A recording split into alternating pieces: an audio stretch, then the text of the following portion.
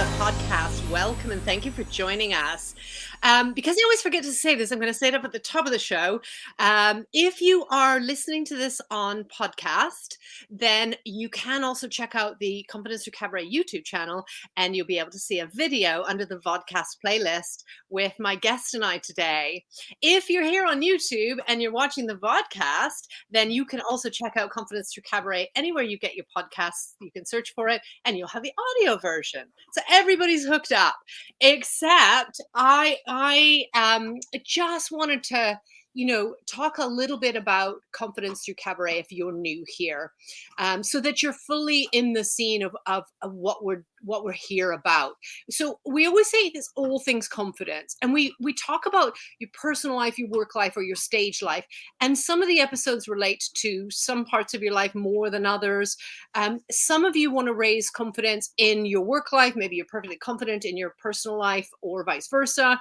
And when we talk about stage life, that is wherever you show up, whether that's on social media, whether that's in Zoom meetings in your business, whether that is, on a literal actual stage as an artist. So wherever you're coming from in terms of your confidence, we always say start from where you're strong. Where do you have confidence? And then where do you want to grow it? And look for the transferable skills and tools and techniques that you can shift across that you already have. That makes life so much easier because we're always looking to reinvent stuff instead of really just shifting what we already have to other parts of our lives. And that brings me to our guest today. I am so excited and so, I'm going to even put that out there. I'm a little envious of my guest today. My guest is Julie B. Rose. And before we say a more formal hello, she's waiting very patiently, I want to tell you a little bit about Julie and why maybe you'll be able to see perhaps why I might be a bit envious of the lifestyle. So Julie is a female travel blogger. So who doesn't want to be, writing about places that you're traveling? So Julie's a full-time nomad and a minimalist. And there's a lot for me to learn there about that. In 2022, then she decided to go on a sabbatical, and she's taking a mini retirement from corporate life and traveling solo through Mexico by SUV with her dog, which is so much fun. What a great companion. So in 2020, Julie sold her home and most of her possessions in order to live the nomad life. And there's the envious point, at least in my books. Julie loves adventure, her dog Penny, karaoke, which we need to talk about, wine, and the freedom that comes with being a single woman in her 30s who's child-free by choice and refuses to settle. I mean, how much confidence is that, right? Julie's at 50 states, 22 countries, and counting. And welcome, Julie B. Rose, to our show. Thank you, Heather Jean. What a warm welcome. And I can't wait to talk with you and to connect with your audience. I'm so excited. I'm just, a lot of people will be listening to this and going, wow, I would love to do that. Would I love to do that? I don't know. so we'll be able to share a little bit about whether you would love to do that or not, and maybe some of the realities behind it. But from what I can tell, you're living the dream. Is that fair? I mean, I feel lucky every day. I feel super fortunate, but I think it's within everybody's grasp. It's, to me, it's about priorities. It's about making choices that actually serve what you want, not what society is telling you, not what advertising is telling you, not what you've been trained and programmed to believe. And I think once you kind of take ownership and understand, this is what drives me, this is what matters to me, you can go out and make those steps, make those preparations, and make your dream life happen. I love that. I really love that. And I think there was, at least for me, a lot of programming. I was raised by parents from, the kind of the forgotten generation is what it's called. So before the boomers. Mm. um, and I was raised after the boomers, so I think there was a lot of programming that kind of gets passed down, right? From I mean, my grandparents were born in the late 1800s and lived through world wars and all, you know what I mean? So there's Mhm. huge amounts of programming that I can very clearly see. And although I'm Canadian and I live in the UK, my grandparents were British, and I have a lot of the ideals from British, even though I didn't spend that much time around my grandparents. Mm. It's that programming. So my question is, how did you recognize that programming so that you could then start to reject some of the things that seemed to be given and start to make your own choices? You know, that's a good question because it didn't happen overnight and it wasn't really like a light bulb moment or anything like that. I think through different experiences that I had, through different exchanges that I had with people, by kind of talking things out and with enough time passing too, I started to really discover what I wanted, what mattered to me. And that was a long time coming. It took a long time to become the person that I'm meant to be because you have to constantly fight. The bigger, better, more, those challenges with commercialism and materialism.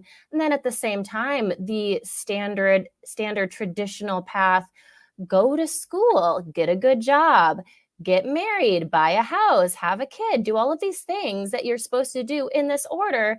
And if that doesn't happen for you in the timeline that they tell you it's supposed to, you feel like a failure. And I had those feelings, I had those concerns. And I think, it was, I guess, self-esteem building, confidence building for me to sort of sort through those feelings and actually dig down to the deepest level and say, what is it that I want? And what is fulfilling to me? And now I mean that's kind of brought me to where I am today. So I did follow those paths. I didn't know I was following those paths. I just assumed that I wanted to, move out, get married, have children. I just assumed that I wanted that. And I don't regret it. I think, Mhm. having my children and having raised them and now they're grown up, that was the hardest thing I ever can imagine. Yeah. And I learned more than they did. I learned more from raising them than they did from me. Hmm. But there are other ways to finding those lessons and those truths. For And sure. and it's not promoted and it's certainly not advocated for. So my late husband died almost exactly 3 years ago. And yeah, I had to count on my fingers. I'm sorry. No, thank you. Um, when he passed, I didn't know how to mow the lawn. And I Hmm. can remember feeling like such a failure because my brother was taught to mow the lawn. I was taught that my husband Hmm. would mow the lawn. And so I learned to weed the garden. Do you know? And I have no Yeah. disrespect to my parents. They did absolutely everything that they thought was right and their best. So, but it was a lot of that kind of programming, right down to simple things where, well, you won't need to worry about that, but your brother will, and it infuriates me now because, of course, it's not true anymore. Yeah. Yeah. So are you still seeking in your nomad? Is that what this is, or is this obviously it's part of your journey, but is this what you found when you were seeking and now you're doing it, or is this you seeking? Well, I don't think I'm looking for anything. I'm not even looking for love, because I'm still single. I'm 36. But I have a full life, and I think the concept of I'm looking, I'm wishing, I'm searching, that kind of implies that something in my life is lacking, that I'm not whole and complete, which is not the case. If I'll use an analogy. If my life is like an ice cream sundae, chocolate nuts, super tasty. If I met a guy and he added to my life, he became the cherry on top of my sundae. Well, great. That would be like a little added special touch to my already rich and fulfilling life.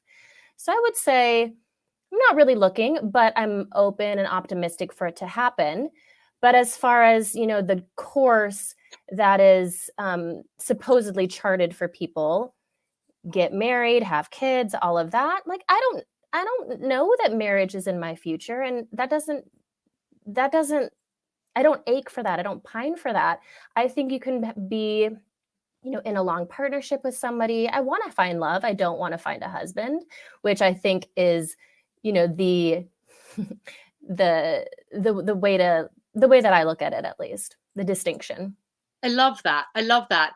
And it's interesting because a lot of times when we talk about things like, what we're searching for, or, that we're on this journey to discover, we think about it in terms of that we would want something of this world. We would want a husband or a home or children or a career or whatever the thing is. And a lot of times that's not what the searching is. It's about really getting back to ourselves and Yeah. finding and searching what that meaning is for us. I mean, that's certainly where I'm at. Yeah. I've had a business for 26 years serving corporates in training and coaching, and I am not searching for worldly things in terms of what the corporate world and patriarchy tells me I'm searching for. Mhm. But I am certainly searching in terms of going into my inner self, in terms of exploring my shadow side, in terms of healing some of them and shifting some of the beliefs, in terms of acceptance. And I Mhm. think it's really interesting when people talk about searching as if we're incomplete, as you say, Yeah. or we're supposed to. I'm complete. I'm absolutely complete. I've had Mhm. 2 husbands. I've had 4 children. I've done the things, and I'm complete. And I regret nothing. Mhm. Well, I would have rather something happen, but but that's a different story. But I think it's really in terms of searching. A lot of us say, for example, with confidence, when we think about confidence, we think, well, what are people seeing? If people think I'm confident, then I'm confident. I thought I was confident because I ran conferences all over the world for hundreds of people for days on end. And I thought, well, I must be confident because everybody thinks I'm confident. And I wasn't. And Mm. that's where my searching comes from. And it's such Mhm. an individual thing, which is why I wanted to kind of cover that off in terms of is this really time for you to explore you and your purpose and your essence and your energy and your passion, Mhm. or is this your passion and you're just really truly living the dream? Well, I don't know. I mean, I've never really thought about it that way. I think a lot of my time is spent sort of with self-discovery and introspection and trying to better understand what I'm experiencing and like what matters to me, and maybe my standards, describing and setting my standards as I meet lots of men on my travels and things like that. So I think there's a good healthy amount of kind of learning from myself and also challenging myself. Mm. I think confidence for me was really something. I didn't start with it. I didn't have like an endless supply. I had to sort of build it up. I had to um, start to collect through different experiences that I had. And I started with like one little thing at a time. And each each opportunity that I had to achieve that or accomplish that or surpass that, or even if I failed at it, I still was like, well, that didn't kill me. I just let that go and go on to the next thing. All of that sort of put confidence coins into my bucket, so that for the next challenge and the next scary thing, I would be that much more equipped to handle it. Absolutely. So, is it scary being out there with you? I mean, you've got your dog, which is fabulous, but is it scary? I think we are scared of what we don't know a little bit. Mhm. And, I think there's also all the things we have to deal with, feedback from friends, the internet, the media. Um, bucking those societal expectations, every time you run up against any of those walls, it kind of makes you like, wait a second, am I in the wrong here? Am I totally just like diving in the deep end? Am I going to screw this all up? And you second guess and you kind of have a few fears. And I think some fears are healthy because they help you prepare, they help you get ready for what's ahead. But then as soon as you kind of come face to face with them, you either one realize that they weren't that scary at all, or if they are scary, then you can handle it because you did all that planning. And I think, yeah, I had some fears when, especially my mom was like, "What? You're driving to Mexico with Penny? Like deep into Mexico? You're going for 6 months? What about the news?" And I kind of was like, "Well, I've already set my mind to it. You can't talk me out of it." I got ready, I prepared, I read all the forums and figured out all the ways to just be safe, and now that I'm here, I'm like, I feel totally at ease, and I think people are so kind and welcoming in Mexico, and it's just a wonderful country, and I'm happy to be here and happy to, like, run into these challenges because they really make me sort of a more worldly person every time I, kind of achieve and accomplish and grow from them. It's wonderful. It's absolutely wonderful. And I think again, a lot of us are inhibited by what will people think or what are people saying around us, especially because it's hard to escape social media. Um, and then there's our family's opinions, which of course matter to us, but also at the same time they can't be the decision makers in our lives. And so I think it's wonderful that you've overcome that. The reason I ask that about is it scary is because we think of these words as such bad things, like must be avoided at all costs. And actually, learning to live with fear is a really key part of confidence, because Mhm. fear shows itself in our body in the same way that excitement does, because fear um, is usually not as scary as we expect it to be. Um, and it causes barriers for us, and it seems like you have no barriers. I love that. Well, I love that, and the fear and the excitement, how it exhibits sort of the same reaction in your body, and I love that. I'm going to remember that. But I think the other thing that I always think about is if you're going to let fear, the 1% chance that something bad might happen, keep you from the 99% chance that something amazing will happen.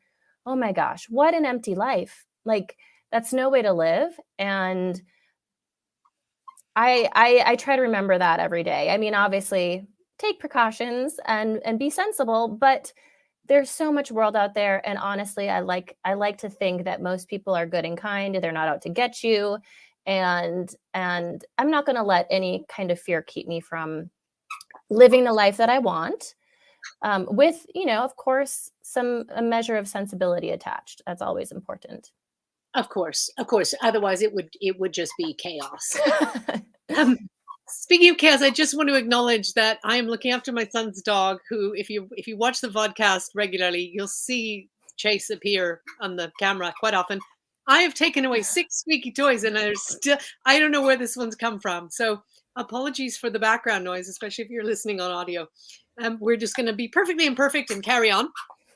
Um, so I the reason I said I wanted to come back to karaoke is because nothing bad comes of karaoke. Oh, no. And yet it is one of my biggest fears.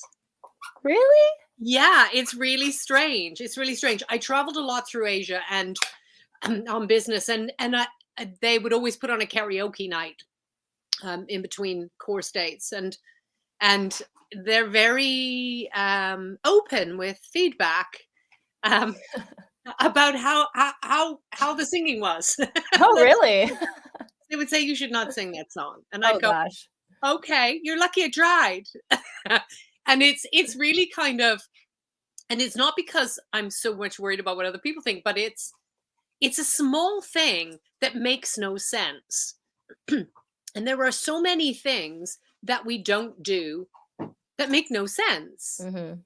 Like, for example, I'm an aerial dancer. So people say, "Oh, I'd love to do that. I'd love to try pole dancing or silks, but I have to be strong." Well, that's how you get strong.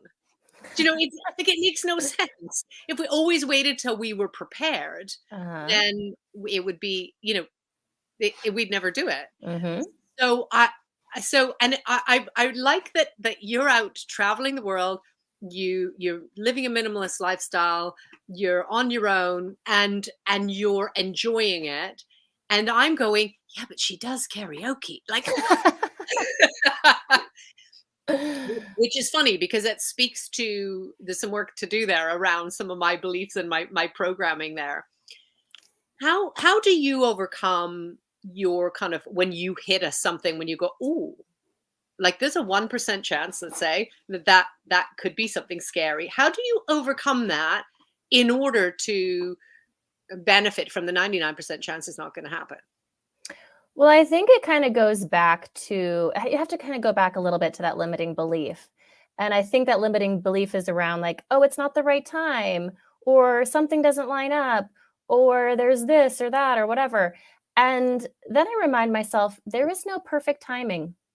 You will never feel 100% ready. You will never feel like you're totally prepared. You'll never feel like there's absolutely no chance something could go wrong. You will never have like that 100%. But if you have that, if you have enough, if you have the majority and you're like just kind of go with it. It's not a perfect time, but it's the best. It's looking pretty good right now. You just have to trust because if you wait for the perfect time, it'll never ever ever come. No, absolutely, absolutely agree with you. So you have a website and socials, and so you're keeping in touch while you're on the road. Of Um, course. how do people connect with you? Like, obviously they can find you on socials, and we'll tell them about that. But do you work with clients while you're on the road? No, I'm fully immersed in my blog and I'm working on a memoir right now. And the memoir is sort of my whole journey from kind of dabbling in the minimalism, from going to Europe, from changing my outlook completely on life, possessions, love, travel, sold my house. It'll go through my entire journey. And then obviously the last year and a half being nomadic, traveling 24/7 and some heartbreaks and things like that along the way. But I'm writing the memoir. I'm working on the blog. I'm connecting with my people on social media. So I'm just living on savings right now, and I'm perfectly happy to do that. So do you literally move each day or every few days around the area? It kind of depends. I think I like to travel more slowly because I really like to kind of immerse myself in a place. But then I am constantly like at this dilemma with, oh, but there's so many more places to see. So I've kind of been averaging like a few weeks in each place. But it really ranges from like 5 weeks to 1 week to just a couple days, depending on if it's a really small city. So um, it depends. Well, I mean, you're free to do that. You're absolutely free to do that, and I Yeah. think I think that's so great it really is a lesson in what time means or doesn't. You know. Yeah. It's a little bit based on, how do I feel? Do I feel like I've seen enough here? Or do I feel comfortable? Do I want to stay?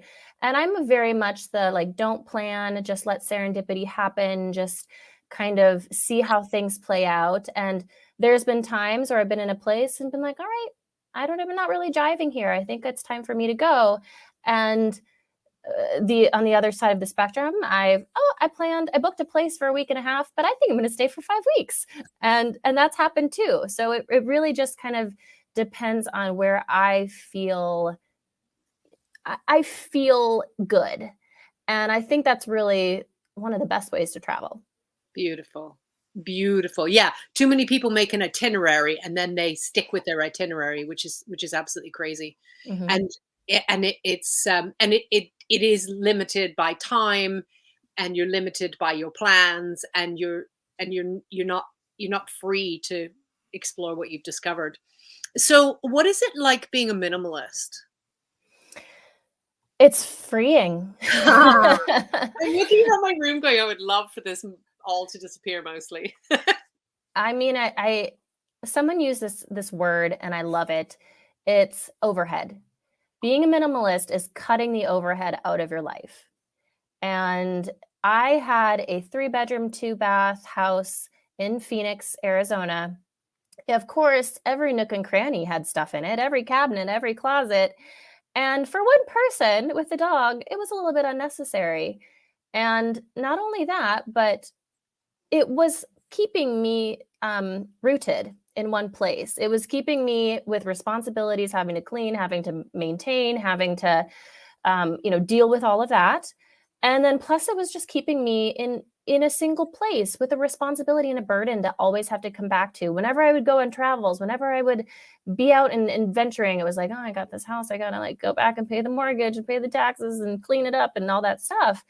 And it just became kind of exhausting. And of course, there's always an opportunity to become a landlord and rent it out. Then you have a whole set of other things to deal with. So I said, let me just offload, let me liquidate everything inside. And boy, was it a lot of work. But when I drove away from Phoenix with just the things that I owned in my car and my dog, we were like, hey, this is it. I can pack up my whole life in less than an hour. And it just feels really, really good and really light.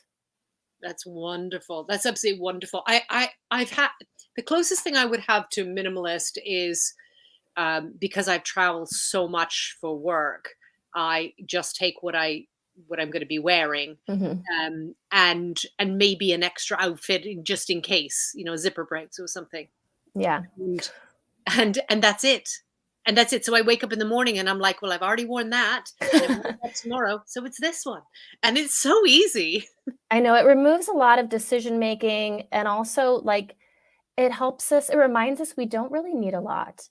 And again, we were programmed, we were sucked into thinking you should have an article of clothing for every occasion, a piece of jewelry for every occasion, shoes for this and that. And your closet should be absolutely full and you need, a dozen different kinds of jackets. And it was, for me, I was definitely a victim of that shopping craze.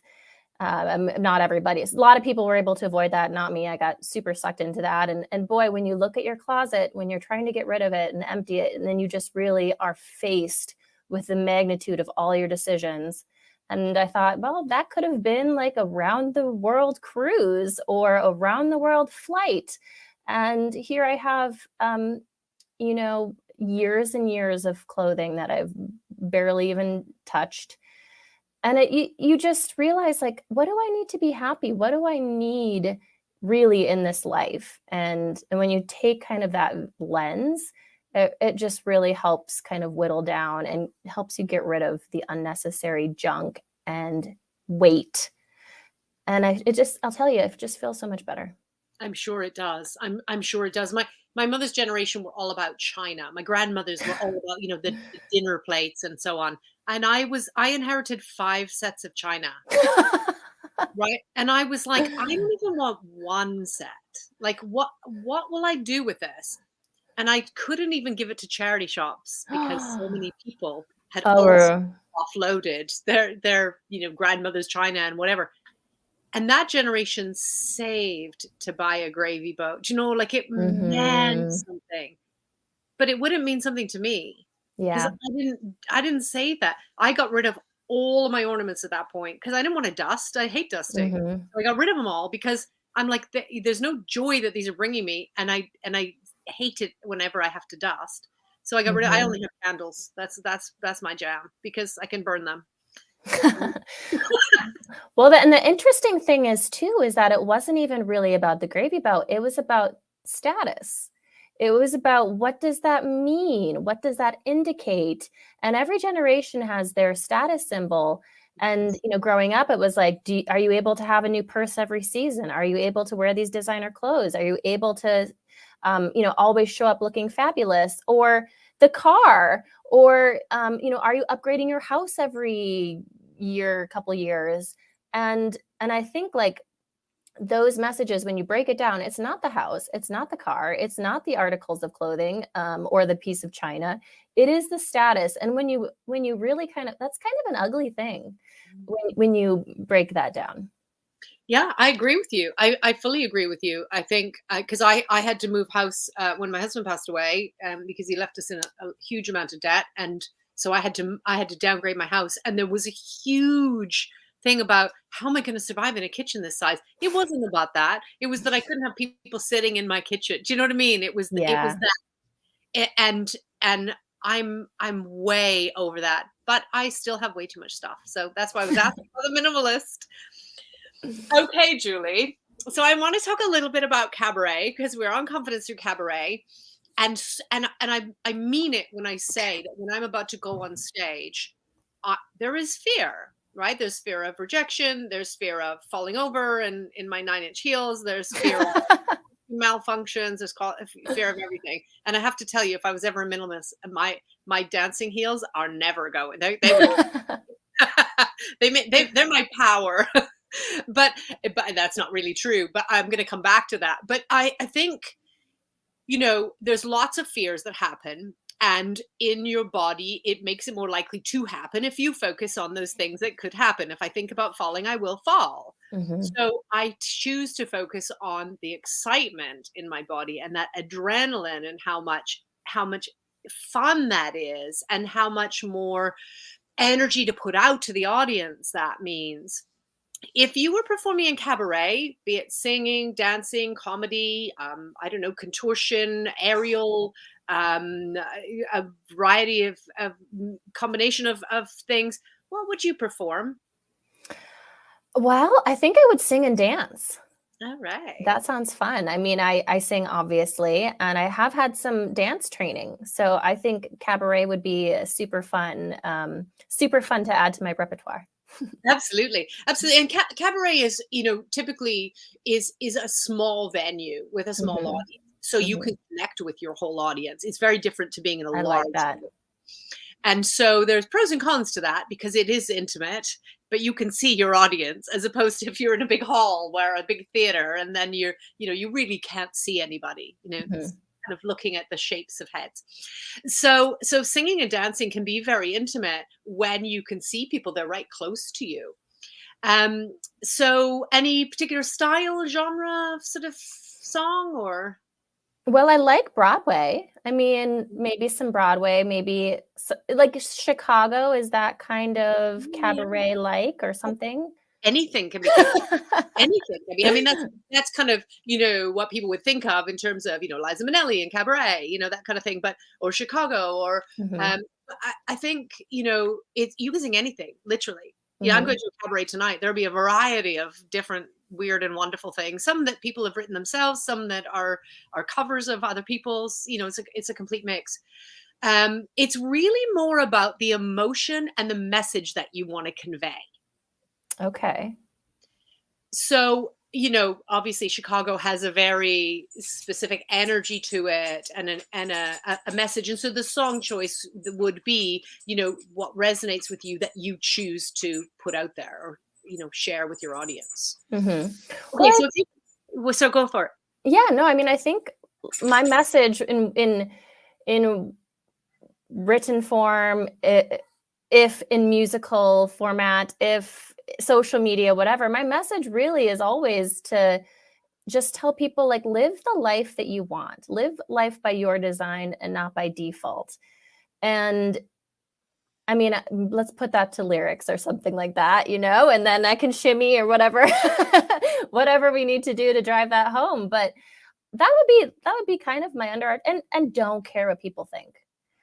Yeah. Gosh, I spent so many years pleasing people, trying to worry about doing the right thing in their eyes, worrying about what they're going to think of me.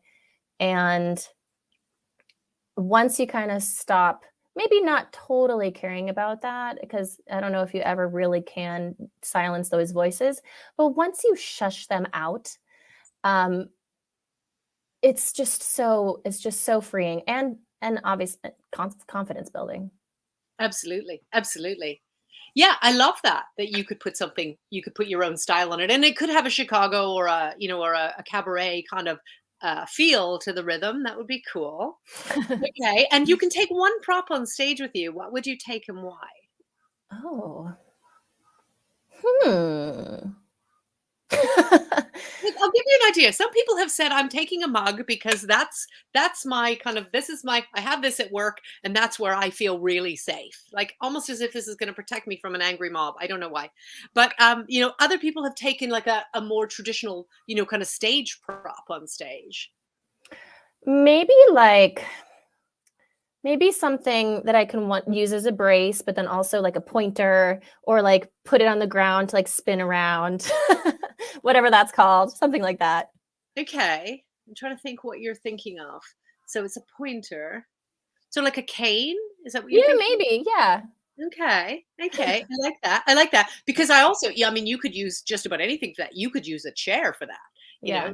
You can spin a chair. You can, I mean, chairs don't have to be upright. A closed umbrella, There you go. just something to kind of, do. I love that. I love that because then you could kind of tease it out and kind of sort of open it. Yeah. Oh, that's fun. That's really fun. Do you have a color for that? I mean, I love red.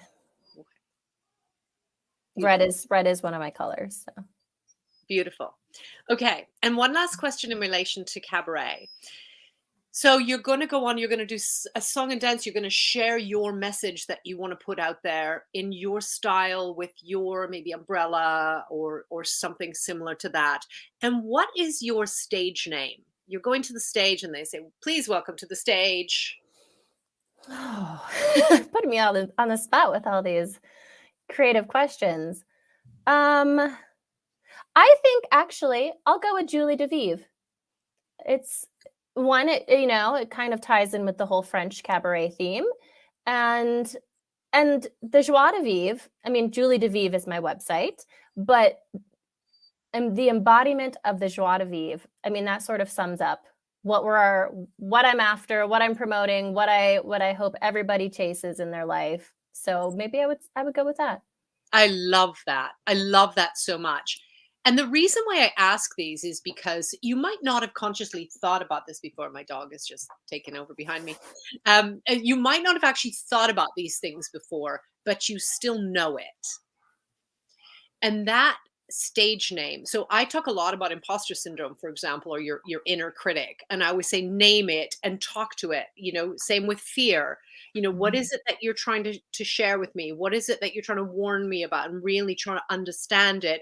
Or to be able to shush it, to be able to say, thank you very much, inner critic.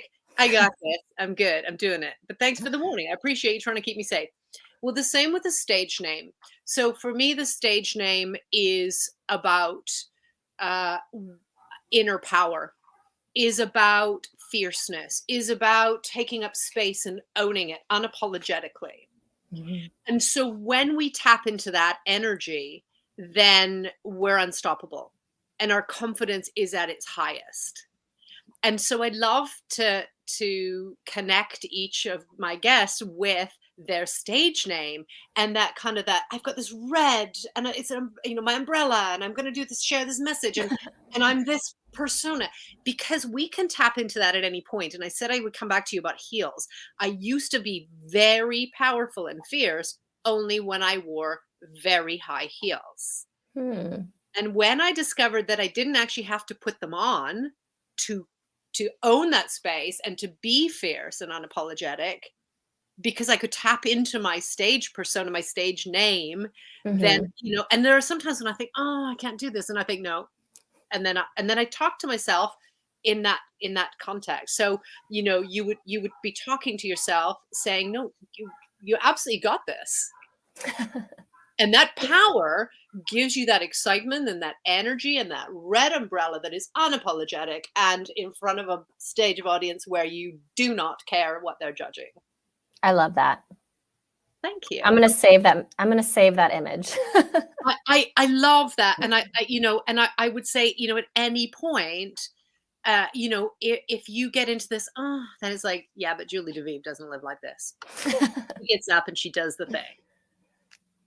I think the traveling, none of that phases me. I think when I need to remember that, Julie DeVive in a red, holding a red umbrella, that is when, I get disappointed in love, with potential love interests.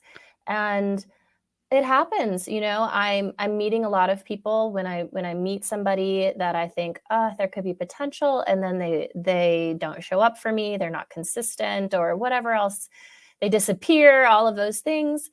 It always gets me down, and people have so many things going on. I don't, pretend to know that what the reason why he's not into me or not available or whatever.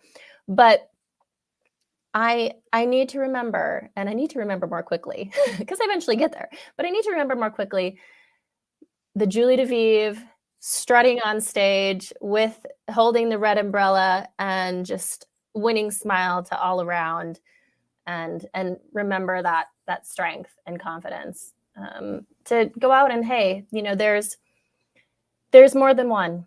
There's more than one for all of us. So he'll find me eventually. Absolutely. And Julie DeVive doesn't put up with that shit. You said exactly what I was thinking. Right? But it's that energy in us that we all have times when we need that, where we go, hold on a second, because I've got this other voice in me that is a badass goddess, however you queen, however you want to describe it. And it's that. And it's like, no, I don't have to put up with that, because this is me and it's their loss. Yeah. And it's not about being fake. It's about remembering who we are. Mm-hmm. Because people can so easily make us shrink. Yeah. And we don't have to put up with that. Mm-hmm. So I love that you have her now. Thank you. You've always had her, but now you have a little bit more of an image around her. I can summon her at will whenever I need her.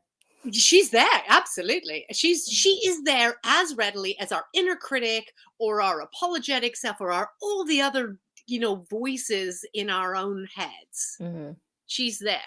Mm-hmm. The thing is, usually our stage name, they're loud and big, so it kind of puts everybody else like, oh, wow. Okay. All right, she's here. And it's not. And, if you're going on a stage, and you'll know this from doing, some dance and singing, when you're going on a stage, you can't be apologetic and kind of, shrink, No. because you don't connect with the audience. Yeah. It's kind of the go big or go home mentality. Like, let them have it. And if it's not perfect, well, at least you're energetic, at least you are captivating. And by the way, as someone who did perform vocally, they don't know if you mess up. They don't know if you say the wrong word. They don't realize that you meant to hold that note for this long and that note for that long.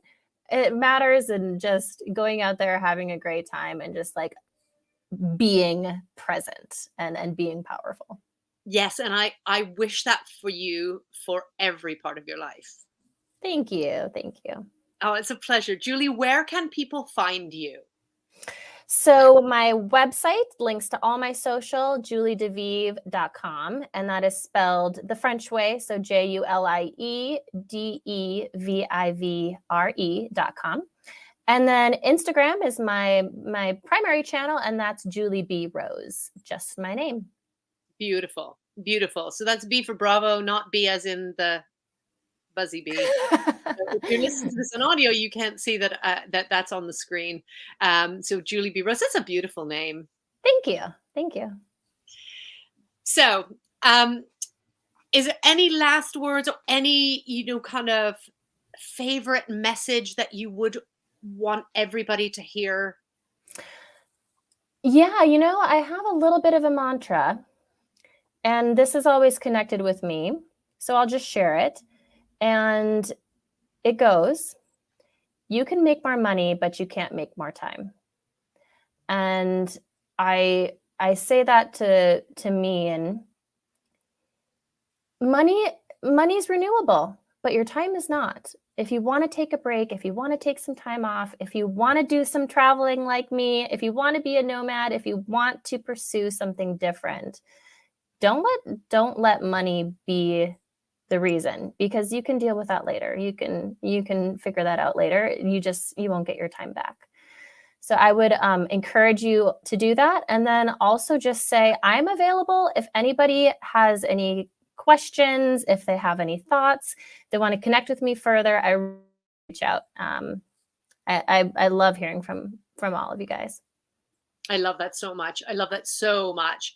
And I will make sure that is in all of the contacts are in the show notes, so that you can find Julie. If you can't find Julie, you can always reach out to Confidence Through Cabaret or Heather Jean. I'm on all of the socials as both. So I will put you in touch. I deeply believe in collaboration and connecting people with what's right for you and what you need. So definitely do take Julie up on this offer. Julie, thank you so much for being a guest. I have loved this conversation. It's so spontaneous and random and all, but it has a very clear message. And I think your mantra that you can't make more money, but you can make more money, but you can't make more time, is so central to that theme. So thank you for sharing that. Well, thank you for having me, Heather Jean. This has been awesome. I've had a great time talking with you. I hope we can do it again sometime. I hope so. Yeah, absolutely. Absolutely. Maybe we can do some live in the community and inspire some confidence. There are a mix of people in the Facebook community and on social in Confidence Through Cabaret. There are those who are very confident that are doing lots of sharing. And then there are those who are hiding, and it's them that I want to reach. It's them that I want to go, just take one step out of the shadow, one little step, come to me. Exactly. So I would love to have a conversation in the future.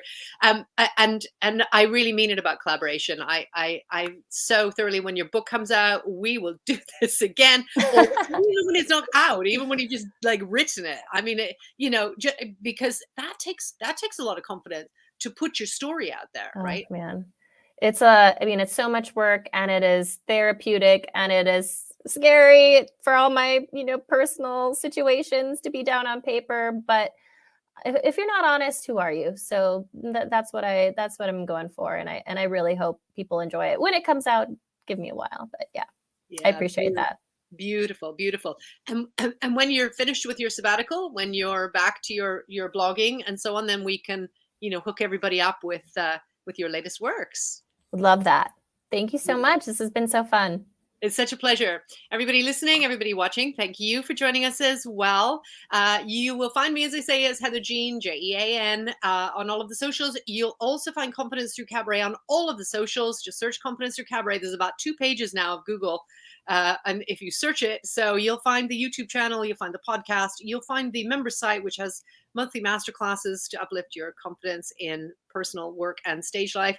You will find all of the social media. The only things that we are not social media as Confidence Through Cabaret is Twitter. We are at YBYWYS. And I am Heather, at Heather, YBYWYS on Clubhouse as well. Those 6 little letters, just as a reminder, stand for it is your body, and it is your world, and it is your stage. Take up a space, own it. Thank you again. Bye.